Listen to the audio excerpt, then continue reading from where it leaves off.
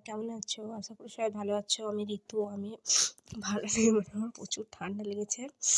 তাও আজকে কাটোয়া যাব আমি আর আমার বান্ধবী মিলে। এখন বাজে 11টা। ও আমাকে বলেছে 10:30টার সময় যাব, কিন্তু আমি ল্যাথখর মানুষ, উঠতে পারিনি, তাই যাচ্ছি। তাই তোমরা দেখতে থাকো। এবার রেডি হবো আমি।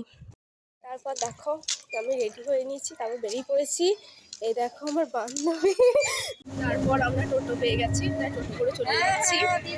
বান্ধবী এক জায়গাতে বসতে পারিনি, এটাই আমাদের দুঃখ। তারপর আমরা আমাদের গন্তব্যস্থলে পৌঁছে গেছি। কম্পিউটারে পরীক্ষা দিয়েছিলাম, তার রেজাল্টটা নিতে এসেছি। মোটামুটি আমি পাস করে গেছি। তারপরে এবার বাড়ি যাবো বান্ধবীগুলো মিলে বাজার কলকাতাতে শপিং করতে এসেছি। শপিং করতে আসি না, দেখতে এসেছি। সুখে তো আমরা জাস্ট অবাক হয়ে গেছি। বান্ধবী বলছে চল বেরিয়ে যা, আমরা কিনবো না।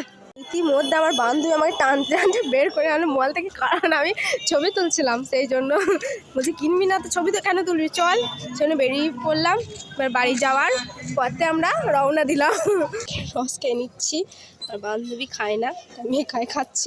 আমরা ভুজিয়া কিনে নিলাম দুটো। আসার সময় টোটো পাইনি তো, তাই বাসে করে আসতে হয়েছে আবার। আমি আর আমার বান্ধবী এক জায়গাতে বসতে পারিনি। দেখো গাইস, আমি বাসে করে এসে মনে হচ্ছে যুদ্ধ জয় করে আসলাম। আমার মুখ চোখের অবস্থা দেখো। আমার বান্ধবী মনে যুদ্ধ জয় করে বাড়ি ফিরছি।